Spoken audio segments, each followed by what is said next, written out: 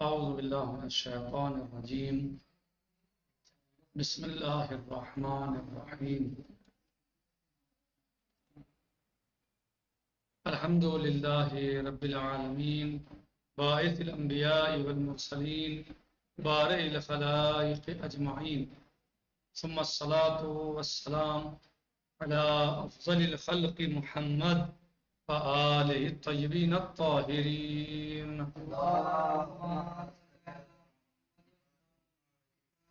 وعجل فرجهم. ہمارا درس اور گفتگو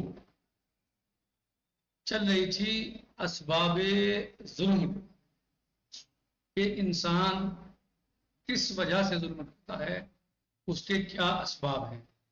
تو اس کے بہت سے اسباب بتائے گئے تھے، جن میں سے ایک یہ بھی تھا کہ انسان عاجز ہو، ناتواں. عجز اور ناتوانی سبب بنتی ہے کس چیز کا؟ ظلم. دوسرے کیا تھا؟ احتیاج. احتیاج بھی سبب بنتی ہے ظلم کرنے کا. تیسرے تھا جہل، یعنی جہل بھی سبب بنتی ہے ظلم کا. جہل سبب ہوتا ہے ظلم کا. اور چوتھے ہم نے بتایا تھا خلاصے کے طور پر تکبر، کینہ، بغض، یہ انتقام کی خواہش، یہ سب چیزیں سبب بن جاتی ہیں ظلم کا. ظاہر سی بات ہے کہ انسان جہالت کی وجہ سے کبھی کبھی ظلم کرتا ہے، کبھی حاجت کی وجہ سے ظلم کرتا ہے، احتیاج کی وجہ سے ظلم کرتا ہے، اور کبھی عجز کی وجہ سے کرتا ہے، اور کبھی تکبر و کینہ اور بغض اور انتقام کی خواہش کی وجہ سے ظلم کا ارتکاب کرتا ہے. کہہ رہے ہیں کہ تکبر، کینہ اور بغض کا اظہار اور انتقام کی خواہش کبھی ایسا بھی ہوتا ہے کہ مذکورہ بالا تینوں عوامل موجود نہیں ہوتے، پہلے والے تین، مگر تکبر اور خودخواہی اس بات کا باعث بنتے ہیں کہ انسان دوسروں کے حقوق کو پامال کرتا ہے. اس کی انتقام پسند اور حاسدانہ طبیعت اسے ظلم و ستم پر آمادہ کرتی ہے، اور اس کی روح میں مخفی انحصار طلبی جو خواہش اسے جور و جفا اور ناانصافی کی طرف مائل کرتی ہے وغیرہ. یہ سب چیزیں جو ہیں وہ ایسا سبب بنتی ہیں ان سب چیزوں. لیکن یہ تمام بری صفات، کمزوریاں اور نواقص خدا بند متعال کی ذات مقدس میں امکان پذیر نہیں ہے. نہ تو وہ جاہل ہے، اس کے یہاں جہل پایا جاتا، اور نہ ہی وہ ناتوان ہے، عاجز ہے، اور نہ ہی وہ محتاج ہے. صحیح؟ نہ وہ جاہل ہے، نہ وہ محتاج ہے، نہ ہی وہ عاجز ہے.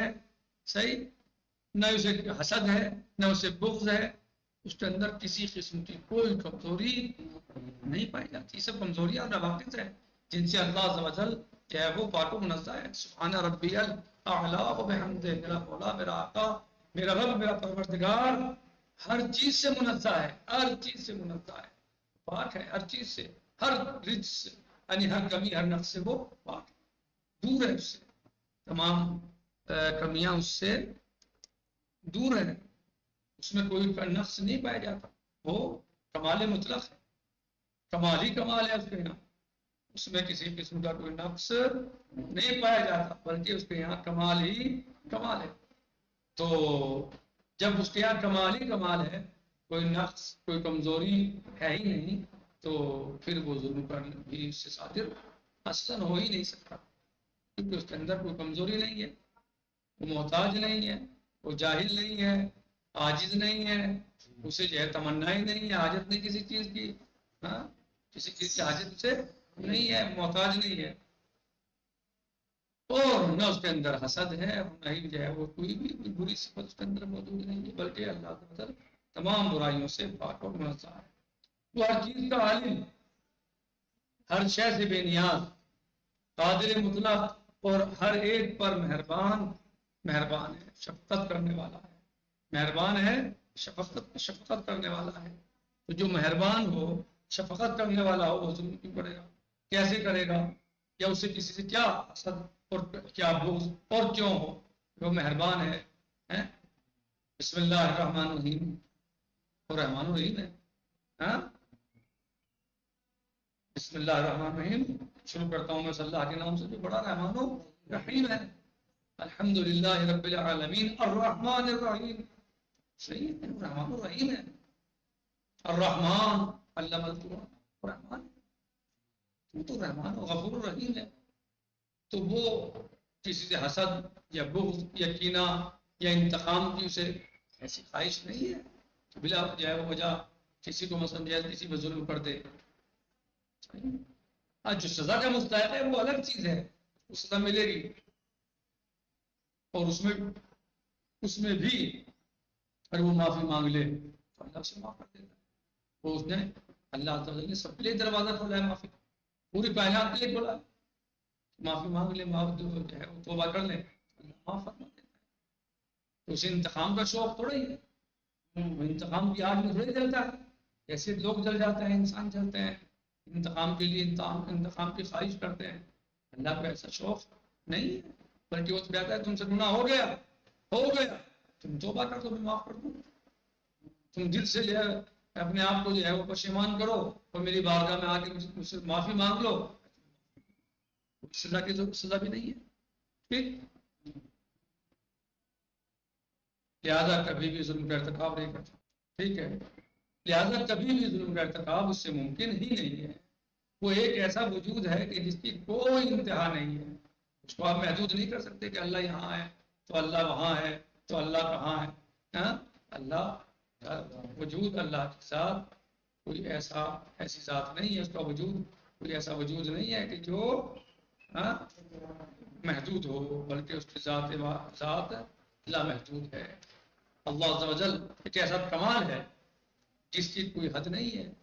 ایسے باکمال و پرعظمت وجود سے صرف اور صرف خیر و عدل اور رافت و رحمت کا صدور ہی ممکن ہے.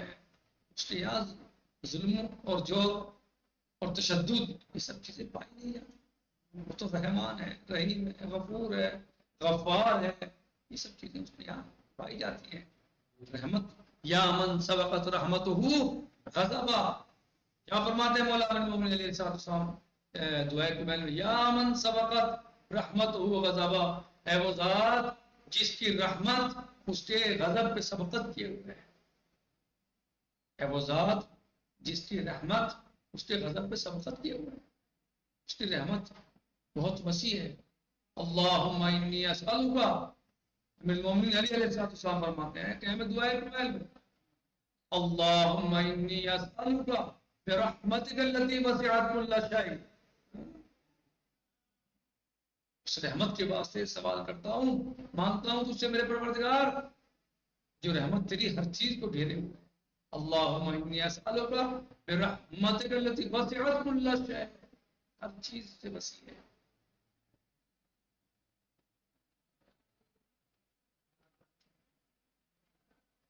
جی پڑھیے دعائے کمال کیا ہے.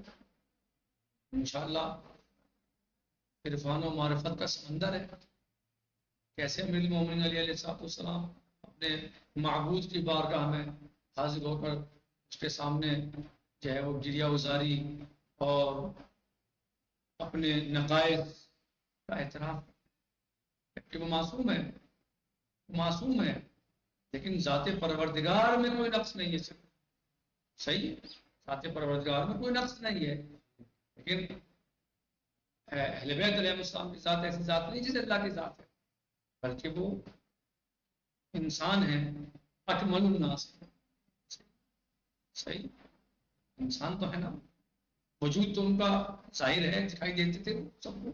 صحیح، جسم تھا ان کا، اللہ کے یہاں جسم نہیں ہے. اللہ کی ذات ایک ایسی ذات ہے جس میں کوئی نقص نہیں ہے.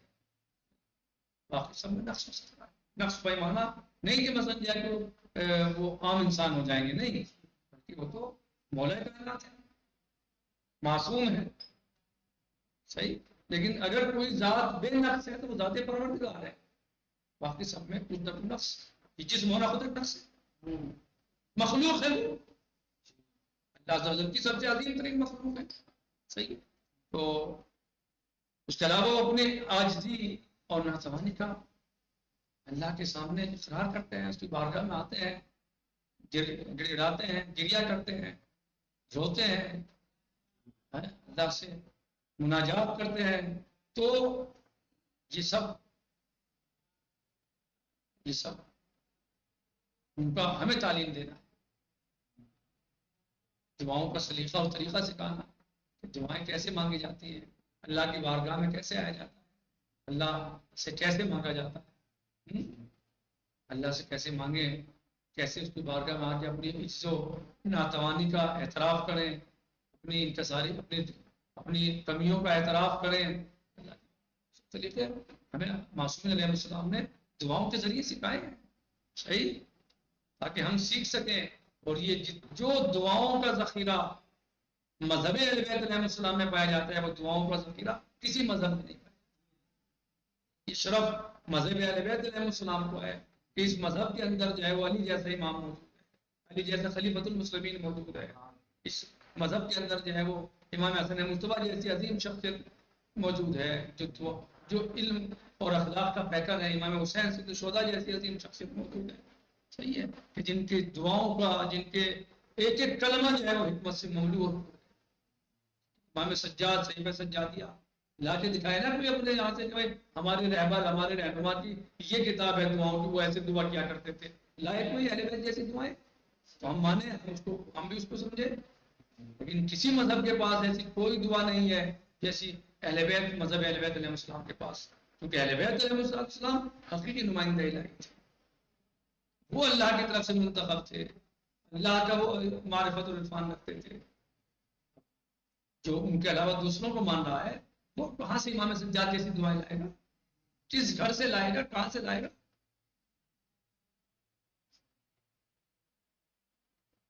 امیر المومنین علی جیسا امام جو کہتا ہے کہ اگر مجھ سے تمام پردے ہٹا لیے جائیں لمزت تو یقینا، تو میرے یقین میں کوئی اضافہ نہیں ہوگا، کیونکہ معرفت کے سمندر میں اس قدر ہوتا دن ہے کہ کوئی انتہا ہی نہیں ہے. صحیح، میں پروردگار کی فرماتے ہیں، میں پروردگار کی عبادت اس لیے نہیں کرتا، میں اللہ کی عبادت میں جنت کی لالچ میں کرتا ہوں، نہ جہنم کے ڈر سے کرتا ہوں. پروردگار میں تیری عبادت نہ جنت کی لالچ میں کرتا ہوں، نہ جہنم کے خوف سے کرتا ہوں، بلکہ میں نے تجھ کو اس کا اہل پایا اس لیے تیری عبادت. ایسے جملے عرفان کے کہاں سے لائے، معرفت بھرے جملے. بہرحال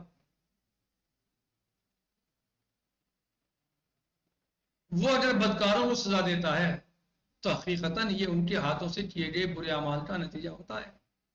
اسے شوق نہیں ہے سزا دینے کا. اگر وہ شوق رکھتا، اسے شوق ہوتا سزا دینے کا، تو وہ معافی اور توبہ کا دروازہ نہ کھولتا.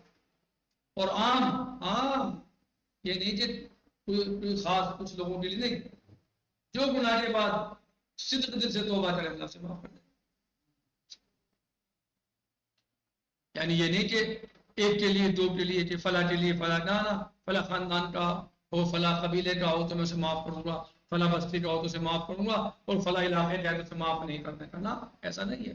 کسی مذہب کا ہو، یعنی کسی قبیلے کا ہو، کسی قوم کا ہو، کسی جگہ کا ہو، وہ اس کے بتائے ہوئے قوانین پہ پورا اترے، اس کے بعد معافی مانگے تو اللہ تعالیٰ سے معاف فرما دیتا ہے. جیسے اگر کوئی شخص منشیات اور شراب کے استعمال کرنے کے نتیجے میں مختلف خطرناک بیماریوں میں مبتلا ہو جائے، قرآن مجید میں ارشاد ہوتا ہے حل تجزون الا ما کنتم تعملون، کیا جو کام تم انجام دیتے ہو اس کے علاوہ بھی تمہیں جزا ملے گی. جیسا کرتے ہو ایسے تو پاؤ گے، ایسا کرو گے جیسے اعمال انجام دو گے ایسے ہی نتیجہ تمہیں ملے گا، ایسی سزا ملے گی. صحیح. نکتفی اللہ انشاءاللہ کافی غزن سے جی. الحمدللہ رب العالمین. السلام علیکم ورحمۃ اللہ وبرکاتہ. فی امان اللہ.